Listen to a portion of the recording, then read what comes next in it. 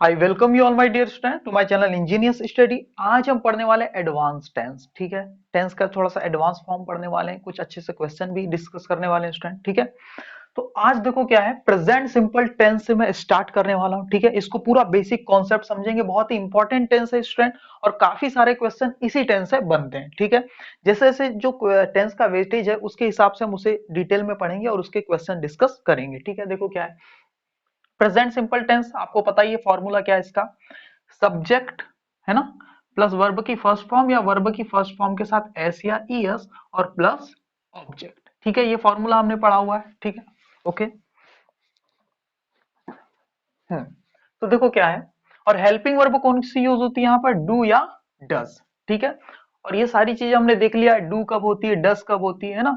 Does होती है third person singular subject के साथ, और बाकी सबके साथ डू यूज होती है। ठीक है स्टूडेंट, जैसे यूनिवर्सल और साइंटिफिक ट्रुथ, इसका यूज क्या है, देखो यूज समझना बहुत जरूरी सारे टेंस का है ना। पहला यूज देखो, सेकंड थर्ड और बाकी और यूजेस हैं। देखो यूनिवर्सल और scientific truth, habitual action, proverb. Proverb मतलब मुहावरे, जो कहावत होती है वो है ना।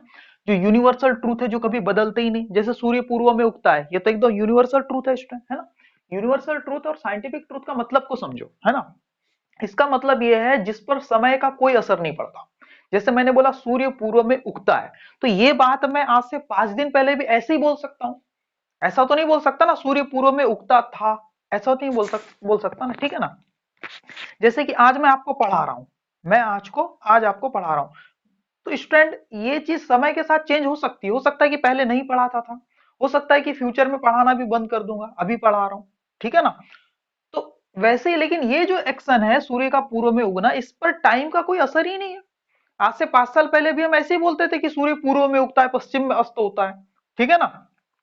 बर्फ 0 डिग्री सेंटीग्रेड पर क्या हो जाती है, ये पानी 0 डिग्री सेंटीग्रेड पे बर्फ बन जाता है, 100 डिग्री सेंटीग्रेड पर वाटर बॉईल होने लग जाता है। तो ये सारी चीजें क्या है स्टूडेंट, पेड़ों से हमें ऑक्सीजन मिलती है।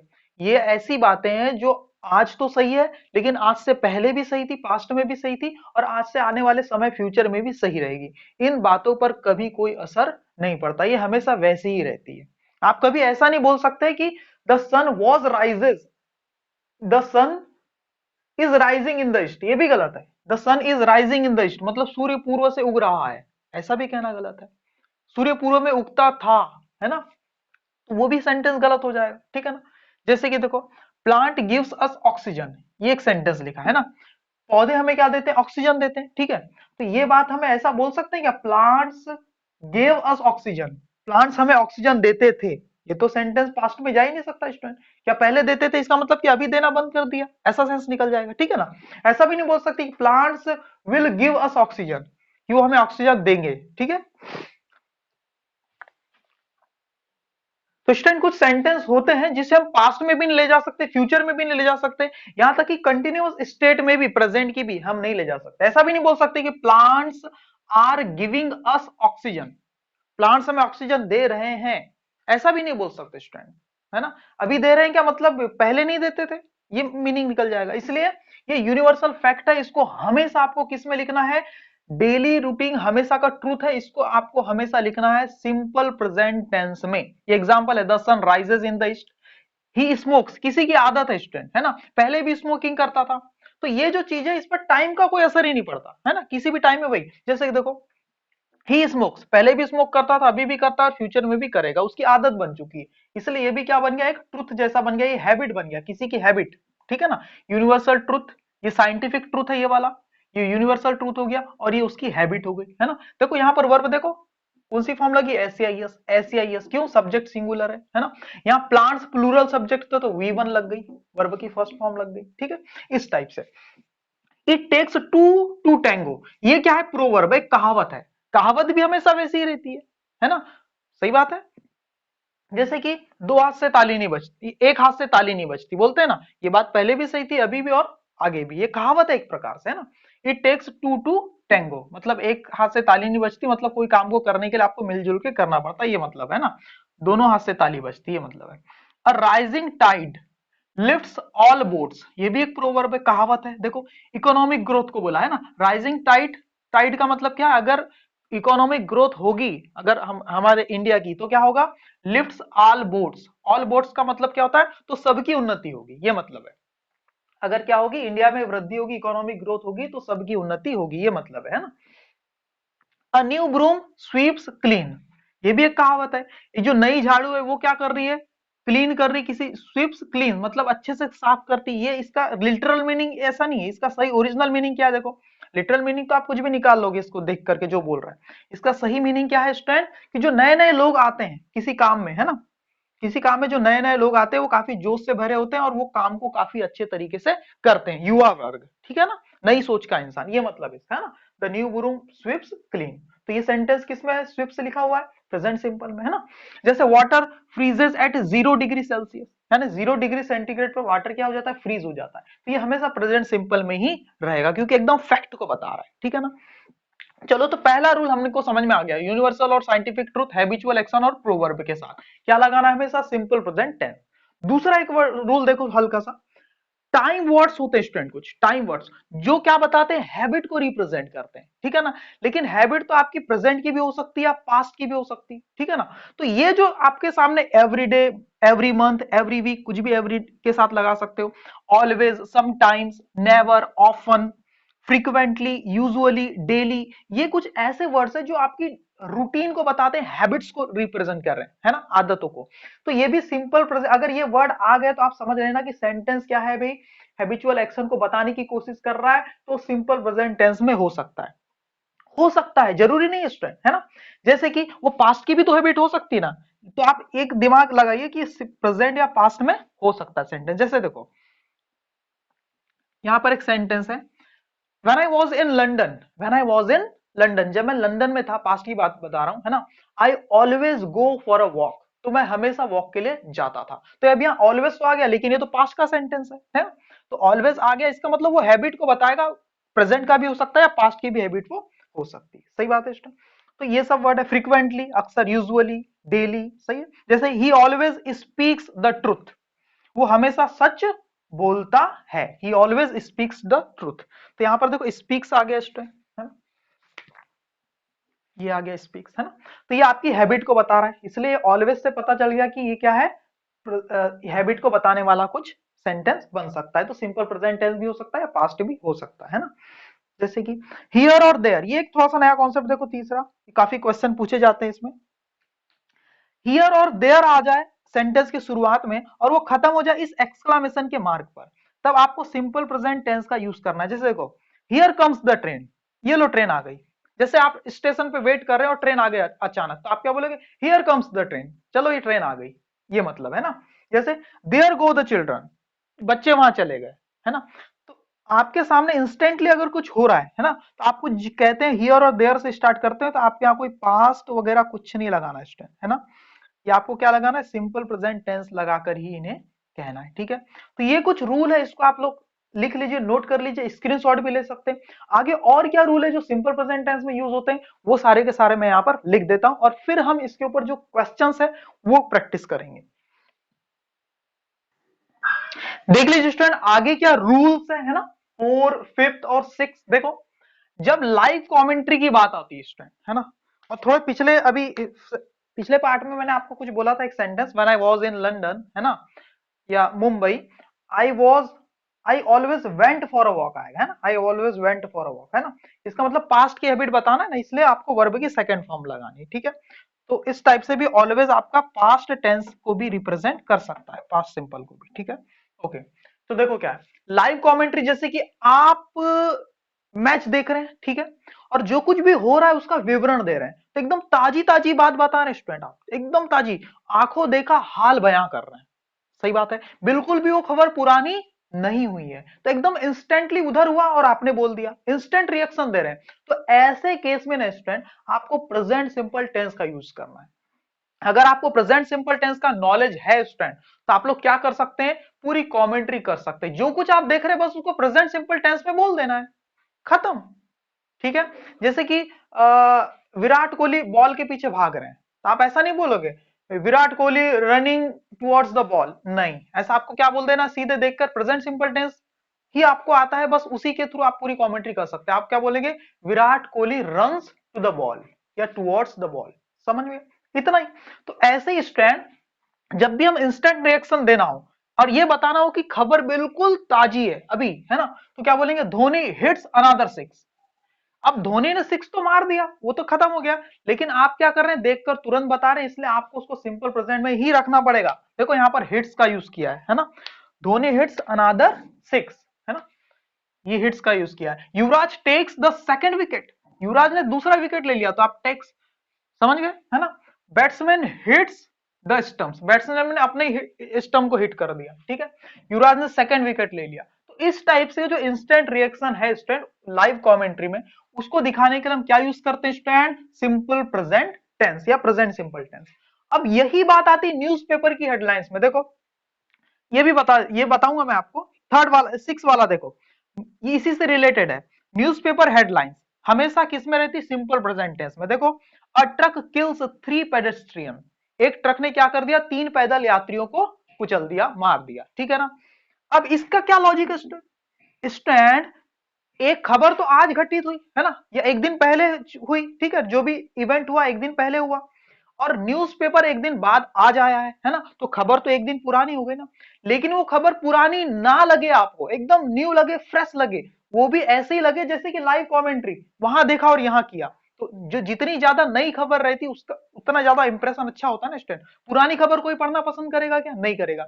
इसलिए उस न्यूज को भी बिल्कुल इंस्टेंटली न्यू है ये दिखाने के लिए वहां पर भी हमेशा किसका यूज किया जाता है, प्रेजेंट सिंपल टेंस का यूज किया जाता है। जैसे कि कोई लाइव कमेंट्री चल रही हो, ऐसे ही हेडलाइंस भी आपको न्यूज़पेपर में दी जाती है, ठीक है। अ ट्रक किल्स 3 पेडेस्ट्रियन, आप 3 साल पुराना भी अगर न्यूज़पेपर पढ़ेंगे, आप वहां पर ये वाला सेंटेंस देखेंगे, यहाँ पर वॉज नहीं लिखा हुआ है, वॉज लिखा है क्या, नहीं लिखा हुआ है, तो आपको ऐसा लगेगा वॉज नहीं लिखा हुआ है मतलब था, ये तो बहुत पुरानी खबर है ही नहीं, ये तो एकदम ताजी खबर है। इसीलिए स्टूडेंट हमेशा न्यूज़पेपर में हेडलाइंस किसमें दी जाती है, प्रेजेंट सिंपल में। फ्यूचर वाले टेंस में क्यों नहीं दे सकते, फ्यूचर में तो वो इवेंट होते हैं जो अभी हुए ही नहीं है ना, और न्यूज़पेपर में तो वही छापा जाता है ना जो अभी हो चुका है या होना है, जो फिक्स प्रोग्राम है, ठीक है, सही है। जैसे India wins the final, India ने फाइनल जीत लिया, ठीक है, आज न्यूज़पेपर में आ गया जीता, यानी अभी अभी तो जीता, ये दिखाने के लिए वो इसमें यूज करते। समझ में आ गया लॉजिक। और ये फिफ्थ नंबर का क्या यूज है स्टूडेंट, फॉर फिक्स्ड और ऑफिशियल फ्यूचर प्रोग्राम, आपके फ्यूचर के कोई प्रोग्राम है लेकिन बिल्कुल फिक्स है, ऑफिशियल है, फ्यूचर के कोई प्रोग्राम है स्टूडेंट आपके, है ना, और एकदम फिक्स है, वो बदल ही नहीं सकते। आपके प्रोग्राम, हम आम लोग के जो फ्यूचर की जो प्लानिंग है वो चेंज हो सकती है, लेकिन पीएम की बात करें तो द पीएम विजिट्स, देखो विजिट्स सिंपल प्रेजेंट टेंस है ना, सॉरी, अमेरिका टुमारो, टुमारो मतलब कल विजिट करने वाले हैं। लेकिन स्टूडेंट वो बात बिल्कुल पक्की है, ये पत्थर की लकीर है, ये बिल्कुल मिटने वाली नहीं है, एकदम जो निर्णय लिया गया है वो कभी बदलने वाला नहीं है, एकदम दृढ़ है। इस बात को दिखाने के लिए भी इसको सिंपल प्रेजेंट टेंस में ही लिखा जाता है। सही बात है स्टूडेंट, जाने वाले मतलब तय है बिल्कुल, ये है। The PM science the deal, जो पीएम वो क्या कर रहे हैं, एक समझौते पर क्या कर रहे हैं, साइन कर रहे हैं। तो ये देखो यहाँ पर वर्ब की कौन सी फॉर्म लगी है ना, एस या ईएस, प्रेजेंट सिंपल, सही बात है। तो इस टाइप से आपने यहाँ पर 3 यूज फिर से देख लिया, ठीक है स्टूडेंट। लेकिन आप और हम कोई प्लानिंग करें तो उसको इस टेंस में कहने में थोड़ा सा दिक्कत हो जाती है, क्योंकि हम लोग आम इंसानों की प्लानिंग उतनी फिक्स नहीं होती, ठीक है। तो इसे भी आप स्क्रीनशॉट ले लीजिए और नोट कर लीजिए, और लॉजिक भी मैंने आपको एक्सप्लेन कर दिया है। जैसे यहाँ पर ट्रक्स, द ट्रक सब्जेक्ट है, किल्स ये आपकी वर्ब है, विंस ये आपकी वर्ब है, तो सारी की सारी वर्ब प्रेजेंट सिंपल टेंस में यूज हुई है। आगे और कुछ यूज है स्टूडेंट, वो देख लेते हैं, ठीक है। अब देखिए स्टूडेंट, प्रेजेंट सिंपल टेंस का 7 और 8th रूल बहुत ही इंपॉर्टेंट रूल है, थोड़ा सा समझना पड़ेगा आपको इसको अच्छे से, है ना। देखो क्या है, पहला रूल क्या है, कंडीशनल क्लॉज दैट स्टार्ट्स, अभी समझ में आएगा, है ना, with when, if, unless, until, as soon as, है ना। देखो ये until लिखा हुआ है, until, as soon as, in case, है ना, when, if, unless, इस टाइप के कुछ कंडीशनल क्लॉज होते हैं, मतलब ऐसे छोटे से सेंटेंस होते हैं जो इनसे स्टार्ट होते हैं, when से, if से, unless से, है ना, until, as soon as से, in case से, जो कंडीशन को बताते हैं, है ना। in case अगर ऐसा हुआ तो, as soon as जैसे ही वो, until जब तक की, है ना, unless जब तक की, if यदि, when जब, इस टाइप से, है ना।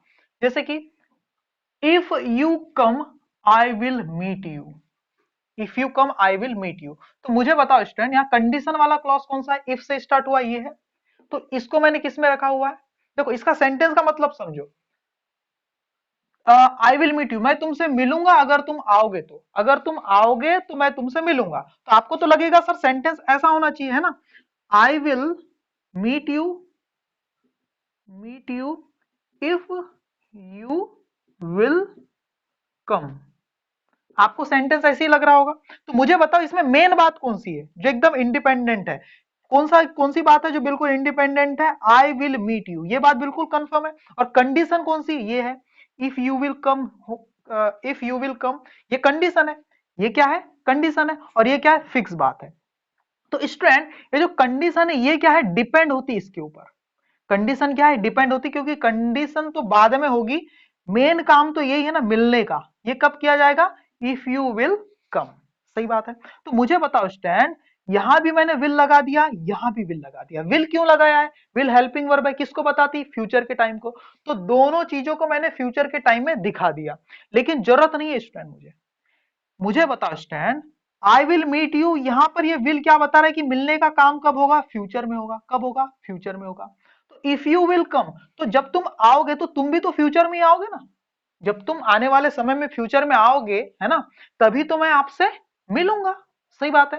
तो डबल डबल टाइम दिखाने की जरूरत नहीं है, इसलिए ये वाला जो विल है कंडीशन वाला, इसको हम हटा देते हैं स्टूडेंट।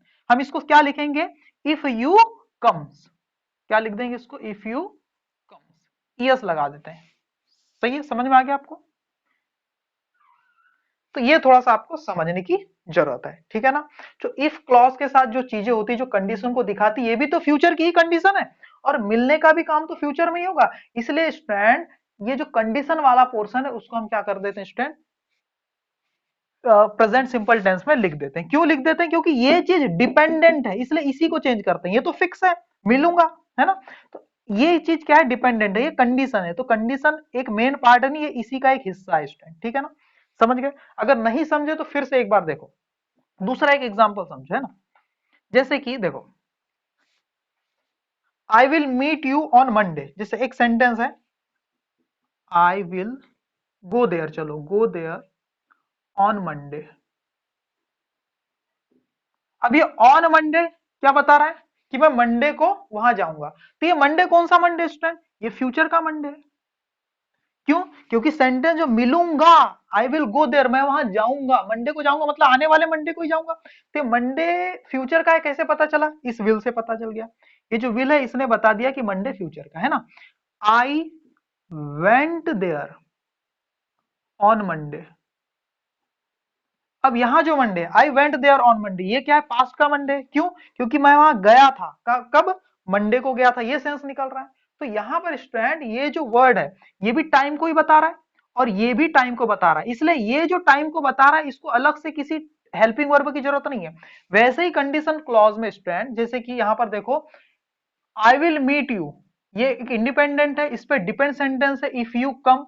तो इसको फ्यूचर में लिखने की जरूरत नहीं, क्योंकि ये तो फ्यूचर में ही की ही कंडीशन को रिप्रेजेंट करेगा। क्योंकि ये फ्यूचर में, तो ये भी फ्यूचर की कंडीशन को बता रहा है, क्योंकि ये इसी का पार्ट है, आई विल मीट यू का। समझ में आ रहा है?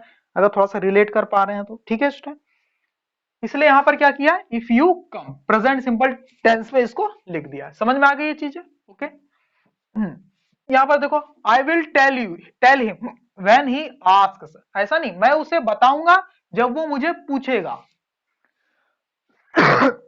तो बताने का काम फिक्स है, लेकिन पूछेगा ये कंडीशन है। तो कंडीशन भी कौन सी कंडीशन है? ये विल ने बता दिया कि सर ये तो फ्यूचर की कंडीशन है। सही बात है। इसलिए फ्यूचर के लिए विल अलग से लगाने की जरूरत नहीं, इसको सिंपल प्रेजेंट टेंस में ही लिखने की जरूरत है।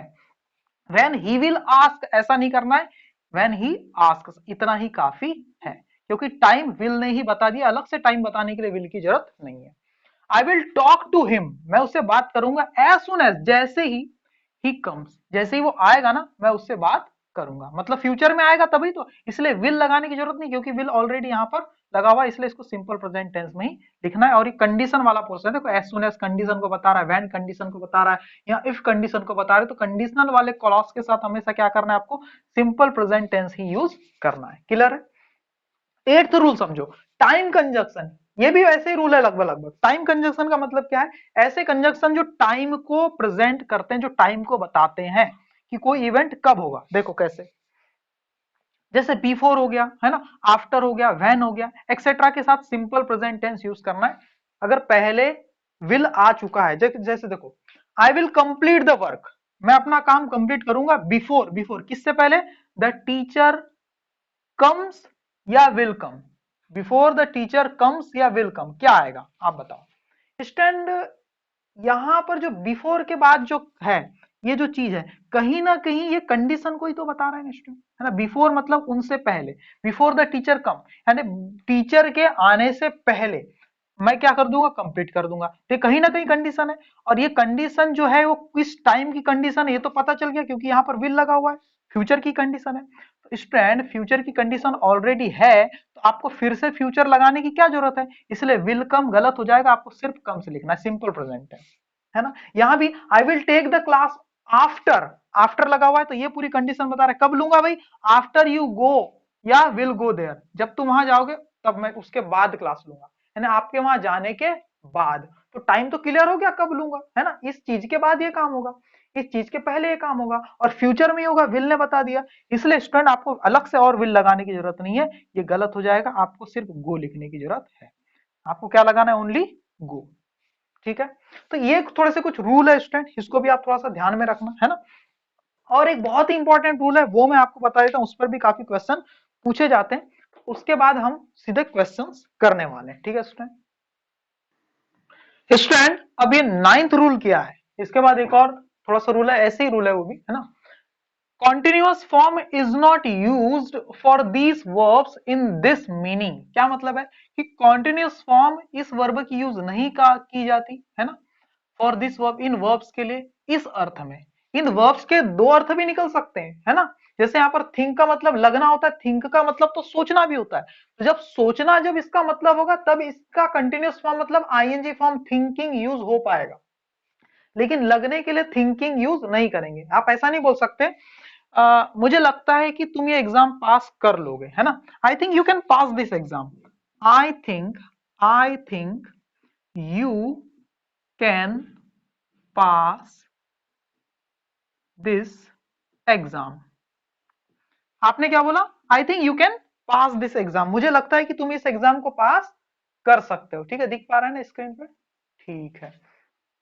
तो आप ये ऐसा बोल सकते हो, लेकिन ऐसा नहीं बोल सकते कि मुझे लग रहा है कि तुम ये एग्जाम पास कर लोगे। I am thinking, I am thinking that you can pass this exam, तो ये सेंटेंस हो जाएगा गलत।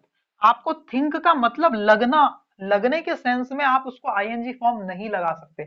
वैसे ये जो जो मीनिंग लिखा है हिंदी में, यही अर्थ अगर इस वर्ड्स का निकलता है, तब उसकी आईएनजी फॉर्म नहीं हो सकती। ठीक है, ये रूल है। तो आईएनजी फॉर्म नहीं होगी तो कौन सी फॉर्म होगी स्टूडेंट, कौन सा टेंस पढ़ रहे हैं, प्रेजेंट सिंपल, तो प्रेजेंट सिंपल फॉर्म होगी, जैसे यहाँ पर थिंक लगा हुआ है। ठीक है ना, ओके, समझ में आ रही बात है। ठीक है, तो ऐसे आपको चीजों को समझना, ये भी एक रूल है। जैसे यहाँ पर देखो, अपीयर का मतलब दिखाई पड़ना भी होता है। ठीक है, जब इसका मतलब दिखाई पड़ना होता है, तो इसकी आईएनजी फॉर्म नहीं बनती है। ठीक है ना, इसकी आईएनजी फॉर्म नहीं बनती है। लेकिन इसका मतलब टू बी पब्लिश्ड, मतलब प्रकाशित होना, जैसे बुक प्रकाशित हो रही है, तब हो रहा है, तब इसकी आईएनजी फॉर्म बन जाएगी। ठीक है ना, और इस सेंस में कम बिफोर द पब्लिक, यानी मंच पर आना, इस सेंस में इसकी आईएनजी फॉर्म बन जाएगी, है ना। जैसे दिखाई पड़ना के सेंस में आप ऐसा नहीं बोल सकते, है ना, you are appearing very weak, तुम थोड़े से कमजोर महसूस हो रहे, कमजोर लग रहे हो, आप ऐसा नहीं बोल सकते। आप ऐसा बोल सकते हैं, यू अपियर वेरी वीक, है ना, आप काफी कमजोर लग रहे हो, ऐसा आप बोल सकते हो। लेकिन जब इसका मतलब होगा प्रकाशित होना, तब आप ऐसा बोल सकते हो, my new book is appearing in this month, in नहीं लगाएंगे, है ना, my new book is appearing this month, in नहीं लगाएंगे वहां पर। ठीक है, क्योंकि दिस मंथ किसको बता रहा है, टाइम को बता रहा है। ठीक है, ऑलरेडी बता दे रहा है, इसलिए ये ऑब्जेक्ट नहीं बनेगा इनका। तो माई new book is appearing this month, मेरी जो नई बुक है वो इसी महीने क्या हो रही है, प्रकाशित हो रही है। तो इस सेंस में आप इसको यूज कर सकते हैं।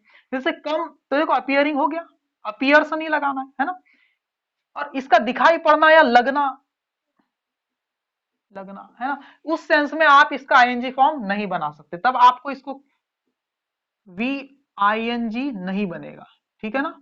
तब प्रेजेंट सिंपल में यहां पर वर्ब का आईएनजी फॉर्म बन जाएगा, यहां भी वर्ब का आईएनजी फॉर्म बन जाएगा, तो अलग अलग अर्थ भी निकलते कई बार, जैसे कि ये कम बिफोर द पब्लिक है ना, द न्यू, नहीं, अ सिंगर है ना, अ सिंगर या a famous singer is appearing, appearing on the stage, a famous लिख सकते हो, a famous singer is appearing on the stage, एक फेमस सिंगर है वो स्टेज पर आ रहे हैं, स्टेज पर आने का मतलब पब्लिक के सामने आ रहे हैं, किसी से रूबरू हो रहे हैं, उस सेंस में आप इसका आईएनजी फॉर्म बना सकते हो। तो ऐसे ही ये कुछ वर्ब है ना, जैसे कॉस्ट का मतलब कीमत होना, किसी चीज की कॉस्ट जो होती है उसका आईएनजी फॉर्म आप कैसे बना सकते हैं, नहीं बना पाएंगे, ठीक है ना। आप ऐसा नहीं बोल सकते कि इसकी कीमत इतनी है या जो भी है, ठीक है, तो आप इसको शायद नोट कर लिया होगा आपने, ठीक है, मैं आज जगह बना देता हूँ, मुझे और कुछ लिखना है, ठीक है। जैसे सपोज यानी समझना या मानना, मुझे, मैं मानता हूं कि तुम सही हो, I suppose you are right, इस टाइप से है ना, आई एम सपोजिंग नहीं, रिमेंबर यानी याद करना है ना, आई रिमेंबर मुझे याद आते मैं याद करता हूं, है ना, the days of my childhood, I remember the days of my childhood, मैं अपने बचपन के दिनों को याद करता हूं, तो आप ऐसा नहीं बोलना I am remembering the days of my childhood, ये गलत हो जाएगा, ठीक है। ऐसा क्यों होता है, इसका कारण पता है आप लोग को, क्यों, क्योंकि ये जितनी भी यहाँ पर एक्शन है स्टूडेंट, जितनी भी जो जिस मीनिंग में ये लिखी हुई है, जो इसका अर्थ है, वहां पर कोई टाइम नहीं लगता, ये कैसी एक्शन है, नो टाइम टेकिंग एक्शन, इसीलिए इसीलिए नो कॉन्टिन्यूअस फॉर्म, स्टूडेंट आप किसी चीज को कर रहे हैं उसमें आपको समय ही नहीं लग रहा है ना, ऐसे एक्शन को आईएनजी फॉर्म में नहीं लगाना है, आपको कोई चीज लग रही है, आप कहीं गए किसी को देख के कुछ लग रहा है, उसको टाइम लगा क्या, ये बीमार है, ये बुरा है, ये अच्छा है, आपको ऐसा कुछ लग रहा है, महसूस हो रहा है, उसमें टाइम थोड़ी लगता है स्टूडेंट, कोई प्रोसीजर है क्या, पूरी कुछ इवेंट है, यहाँ स्टार्ट किया लगने का प्रोसेस, यहाँ स्टार्ट हुआ, ये इतने देर तक चला, अब खत्म हुआ, हाँ अब मुझे लगा कि ये कुछ है, नो स्टूडेंट, ये इंस्टेंट चीजें हैं, ये देखो वही बात आ गई ना, इंस्टेंट एक्शन वाली, present continue, present simple tense में इंस्टेंटली आपको पता चल जाता है, पूजनीय मानना, किसी की अच्छी पूजनीय मानने में समय नहीं लगता स्टूडेंट, किसी को समझने में समय लग सकता है ना, वो कैसा है, अच्छा है बुरा है, लेकिन अच्छा है तो फिर पूजनीय मानने में समय नहीं लगता, किसी चीज को मानने में कोई समय नहीं लगता है ना। विश्वास करने में समय लगता है, मनोरंजन करना, किसी की बात को आपने क्या कर लिया, किसी की बात पसंद आ गई तो तुरंत उसको आपने मनोरंजन करना, इस टाइप के सेंस में, तो अधिकतर जो ये लॉजिक आप दिमाग में रख सकते हैं, जैसे कि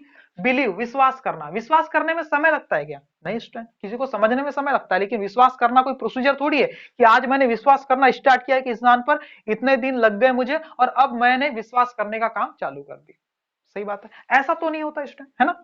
एग्जिस्ट अस्तित्व में होना, ठीक है, फॉरगेट भूलना, इमेजिन लव प्रेम करना, आई एम लविंग यू ऐसा नहीं बोलना, आई लव यू बोलना है ना, प्लीज यानी खुश करना, ही प्लीज्ड मी, ये पास्ट टेंस में भी यूज हो सकता है, ऐसा कुछ नहीं है ना, उसने मुझे खुश कर दिया, ही प्लीज्ड मी, है ना।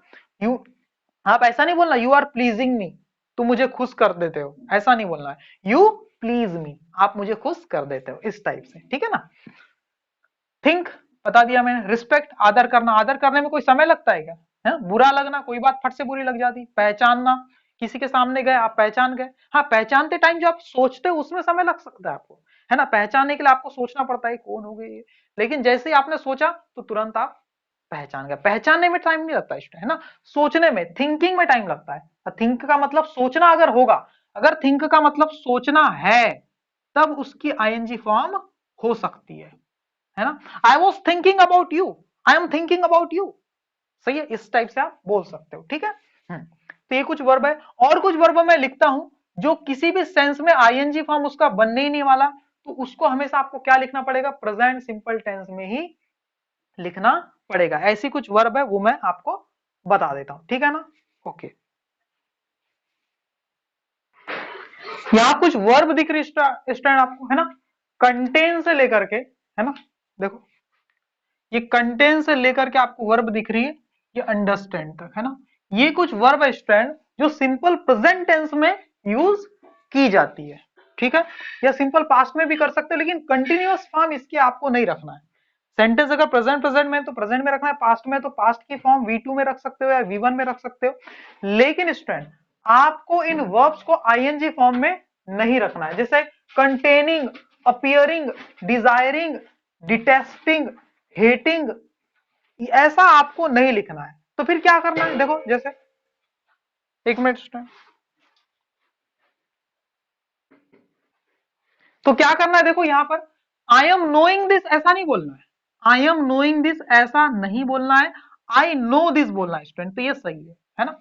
I am understanding your problem, ये गलत है student, I understand your problem, ये सही है। आई एम हेटिंग यू, ये गलत है स्टूडेंट, आई हेट यू, ये सही है। आई एम लविंग यू, ये गलत है, आई लव यू, ये सही है। सही बात है स्टूडेंट, है ना। जैसे कि नो, ये तो बता दिया, मीन यानी अर्थ होना, तो इन सब चीजों का मतलब वही है कि इसमें टाइम नहीं लगता। किसी चीज को जानने में टाइम लगता है क्या स्टूडेंट? नहीं, पढ़ने में लिखने में ये सब, और एक ऐसा पल आता है जब आप जान जाते हैं, ठीक है। तो जानना टाइम टेकिंग प्रोसीजर नहीं है, समझ में आ गया। कोई दिखना, कोई खुश दिख रहा है या दुखी दिख रहा है, आप देख के तुरंत समझ में आ जाता है, तो इंस्टेंट चीज है, इसलिए इसको हम प्रेजेंट सिंपल में ही रखते हैं। समझ में आ गया। प्रिफर हो गया, प्रिफरिंग नहीं करना है आपको, ठीक है। अपियरिंग, दिखाई पड़ना, ऐसा नहीं करना है ना। आप दुखी दिखाई पड़ते हैं, यू, तुम दुखी, आप दुखी लग रहे हो, तो आप ऐसा नहीं बोलना you are appearing sad, no, you appear sad, वह दुखी लग रहा है, ही इज अपियरिंग सैड, गलत हो जाएगा। आपको क्या बोलना है, ही अपियर्स सैड, मतलब सिंपल प्रेजेंट टेंस में ही आपको रखने की कोशिश करना है, ठीक है ना। ये हेट वाला भी बता दिया, तो इन सबको आप लोग याद कर लीजिए वर्ब्स को, है ना। और इसके पीछे कहीं ना कहीं लॉजिक क्या है स्टूडेंट, कि इन सारी वर्ब्स में कोई समय नहीं लगता। जैसे ओन, ओन मतलब होता है का मालिक होना, जैसे कि मैं इस बस का मालिक हूं, आई ओन, आई ओन दिस बस, आई ओन दिस बस, समझ में आ गया, है ना। ओन से ही बना है ऑनर, मतलब मालिक हो ना, तो ओन एक वर्ब है। तो किसी चीज आपकी है, उसके होने में कोई समय थोड़ी लग रहा है स्टूडेंट, आप है तो है, ये तो एक फैक्ट है, सच्चाई है। तो कहीं ना कहीं एक फैक्ट के रूप में भी यूज होती है, और कहीं ना कहीं ये कुछ वर्ब्स है जिसमें समय नहीं लगता, इसलिए आपको ऐसा प्रेजेंट सिंपल टेंस में आपको करना है, ठीक है ना। कुछ चीजें आपको याद करना हो तो वो भी आप कर सकते हैं, ठीक है ना स्टूडेंट। ओके, तो देख लेते हैं, आप कुछ क्वेश्चंस देख लेते हैं, उसके थ्रू आपको जो भी डाउट अभी बचे हुए होंगे वो भी क्लियर हो जाएंगे, ठीक है student. Find out the error, ठीक है स्टूडेंट। अब क्या करने वाले हैं, प्रेजेंट सिंपल टेंस जो कुछ भी पढ़ा है उसी पे बेस्ड कुछ एरर्स है, जितने भी रूल हमने देखा है उसी पे बेस्ड, है ना। तो आपको क्या करना है, कुछ ये पूरा का पूरा सेंटेंस दिया हुआ है, यहाँ पर देखो first sentence, when you will find out, और यहाँ पर एक स्लैश लगा हुआ है, देखो एक स्लैश लगा हुआ है, ठीक है। यहाँ भी एक स्लैश लगा हुआ है स्टूडेंट, ठीक है। यहाँ एक स्लैश लगा हुआ है, ठीक है, आप देख पा रहे हैं, और यहाँ पर भी एक स्लैश लगा हुआ है, ठीक है। ये एक स्लैश लगा हुआ है, ठीक है। देखो जहां जहां स्लैश लगे हुए हैं मैं आपको बता देता हूँ, है ना। ये देख लीजिए, ये स्लैश लगा हुआ है, ये स्लैश है, ये देख लीजिए, और ये, ठीक है। आपको करना क्या स्टूडेंट, ये एक पहला पोर्शन है, ठीक है, ये दूसरा पार्ट है, ये पार्ट ए है ना, ये पार्ट बी है, ठीक है, ये पार्ट क्या आपका सी है, ये पार्ट आपका डी है, और ये पार्ट क्या आपका ई है, समझ गए। तो किस पार्ट में गलती इस सेंटेंस में वो आपको पता करना है। वैसे ही सारे पार्ट्स यहाँ पर दिए हुए हैं, तो देखो, when you will find out any solution to this problem you will become able to finalize the project। देखो, जब आप फाइंड आउट कर लोगे कोई भी प्रॉब्लम इस प्रोजेक्ट की, तभी आप इस लायक हो पाओगे कि आप क्या कर सको, इस प्रोजेक्ट को फाइनलाइज कर सको, फाइनल कर सको। आप यहाँ पर देखो, यहाँ विल लगा हुआ है और यहाँ भी विल लगा हुआ है, दो बार अगर आपको विल दिख जाए तो ये देखना कि जो कंडीशन वाली चीज है वहां पर विल हमें हटाना है। देखो वैन से स्टार्ट हुआ है, वैन यू विल, तो यहाँ पर विल क्या हो जाएगा स्टूडेंट, गलत हो जाएगा, विल को हटा देना है। सेंटेंस क्या होना चाहिए, व्हेन यू फाइंड आउट, ठीक है। तो पहले पार्ट में एरर था, विल यहाँ पर नहीं आएगा स्टूडेंट, समझ गए, क्योंकि कंडीशन को बता रहा है, समझ गए, ठीक है। सेकंड, वेनेवर, वेनेवर का मतलब क्या, जब कभी भी, है ना, ये टाइम को बता रहा है, अब प्रेजेंट का है या पास्ट का है नहीं पता, हम देखते हैं। वेन जब कभी भी यू आर कमिंग हियर, तुम यहाँ आते थे, है ना, या तुम यहाँ आते रहे, यू आर कमिंग हियर, है ना, you bring a lot of sweets for me, no error. जब कभी तुम यहाँ आते थे तो आप क्या देखो, वेनेवर ने बताया कि ये कहीं ना कहीं ये बात कर रहा है किसी की हैबिट की बात कर रहा है, कि जब कभी भी आप यहाँ आते थे तो आप क्या करते थे, बहुत सारी चॉकलेट लेकर के आते थे। सही है, तो कहीं ना कहीं ये क्या कर रहा है स्टूडेंट, आते हो या जो भी है, तो आर कमिंग नहीं आएगा। जब कभी भी तुम यहाँ आते हो तो आप लेकर के आते हो क्या, बहुत सारी चॉकलेट, तो यहाँ पर आर कमिंग नहीं आएगा स्टूडेंट, आर कमिंग गलत है। यहाँ पर आपको क्या करना पड़ेगा, और यहाँ पर तो ब्रिंग लिखा हुआ है ना, तो यहाँ पर आर कमिंग कैसे हो जाएगा, है ना।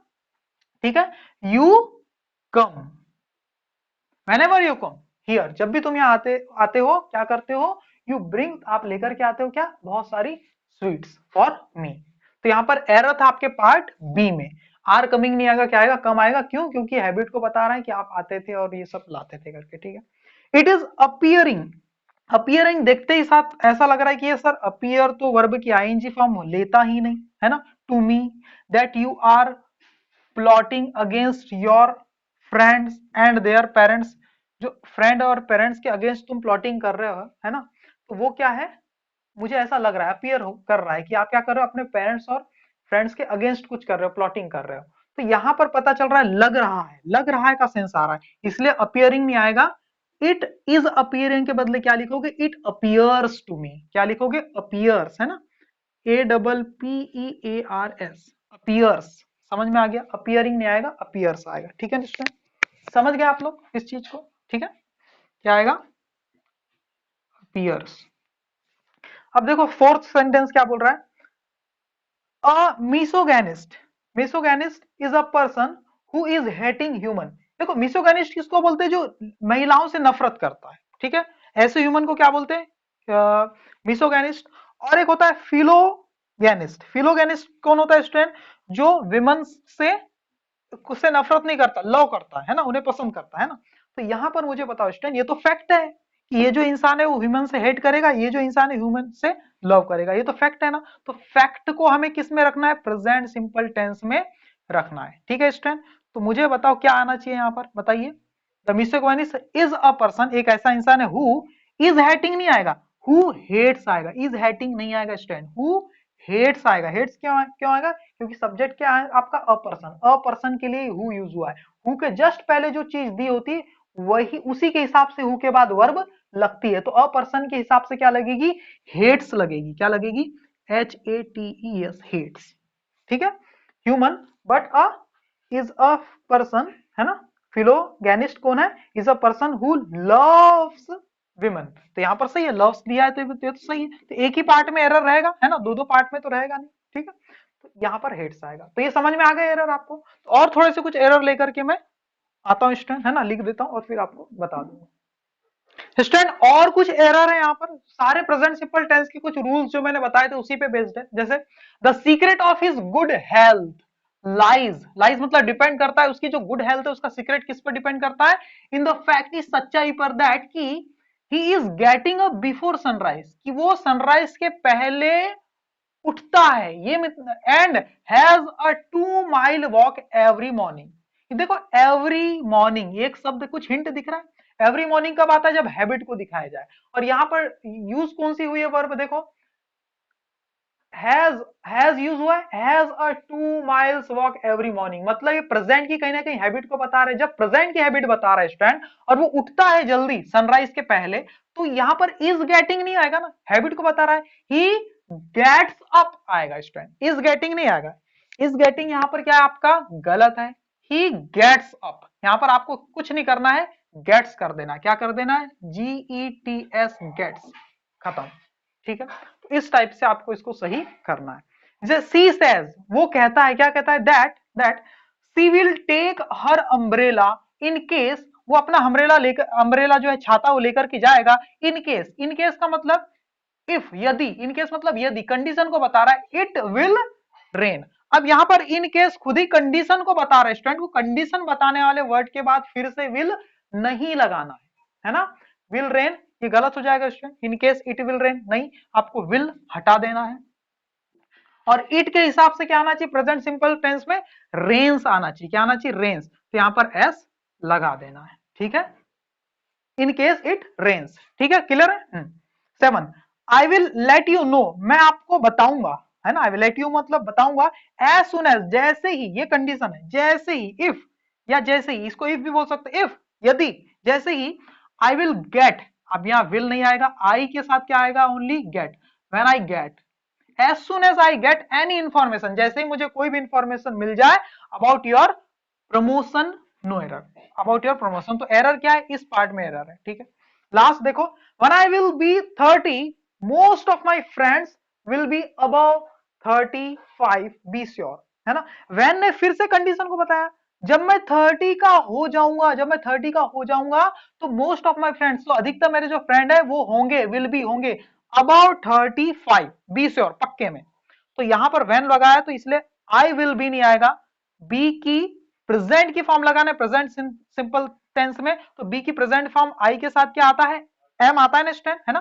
तो विल भी नहीं आएगा, व्हेन आई एम आएगा, क्या आएगा, व्हेन आई एम। ठीक है, इतने ही यहां पर एरर है स्टैंड, क्लियर है। तो जब भी कंडीशन को बताए, जैसे इफ अगर कंडीशन को नहीं बता रहा है तो उसके बाद विल आ भी सकता है, उसके बाद विल आ सकता है। देखो समझो, कई लोग सोचते हैं कि रट लेते हैं इस चीज को, है ना, जैसे कि मुझे नहीं पता कि वो आएगा कि नहीं आएगा, है ना, I don't know, I don't know, I don't know if he will come, I don't know if he will come, यहां विल आ गया इसके बाद, क्यों, क्योंकि इफ कंडीशन को नहीं बता रहा है यहां पर, ये बता रहा है यहां पर, आई डोंट नो, क्या नहीं जानता, मैं ये चीज नहीं जानता, आई डोंट नो व्हाट, ये ऑब्जेक्ट का काम कर रहा है, ये चीज मैं नहीं जानता। तो यहां पर अननोन सिचुएशन की जब बात होती तब इफ लगा सकते हैं स्टूडेंट, ठीक है ना, इफ लगा सकते हैं, ठीक है ना। और ऐसा भी कुछ कुछ सवाल हो सकता है, ही आस्क्ड मी, उसने मुझसे पूछा, he asked me if I would, he asked me, उसने मुझसे पूछा, इफ, कि क्या, I would help him, help him, कि क्या मैं उसकी मदद करूंगा, उसने मुझे पूछा था, उसने मुझे पूछा था कि क्या मैं उसकी मदद करूंगा, तो यहां पर आई के साथ विल की फॉर्म वुड आ सकती, क्यों, क्योंकि आप कंडीशन को नहीं बताया इस टाइम। ये तो आप जब नरेशन पढ़ेंगे तब नरेशन में यहां पर ये इफ का मतलब है क्या, कि क्या मैं उससे यहां पर सवाल को पूछा गया, इस टाइम बताया जा रहा है कि क्या, ये बताया जा रहा है, सवाल भी नहीं पूछ रहा है, ये सवाल ऐसा पूछा था, ये बताया जा रहा है। जब नरेशन पढ़ेंगे तो ये भी चीज आपको क्लियर हो जाएगी। तो मुझे लगता है सिंपल प्रेजेंट टेंस के जितने भी एरर है अब आप कर लेंगे स्टूडेंट, ठीक है। और कुछ चीजें तो ऐसी है जो कुछ दूसरे टेंस पर डिपेंड भी होती है, तो सारे टेंस जब हम पढ़ेंगे तब किसी भी प्रकार का टेंस का एरर आप कर पाएंगे। आज के लिए इतना ही रखते हैं, अगर आपको पसंद आ रहा है तो प्लीज वीडियो को लाइक जरूर करना। Thank you very much student.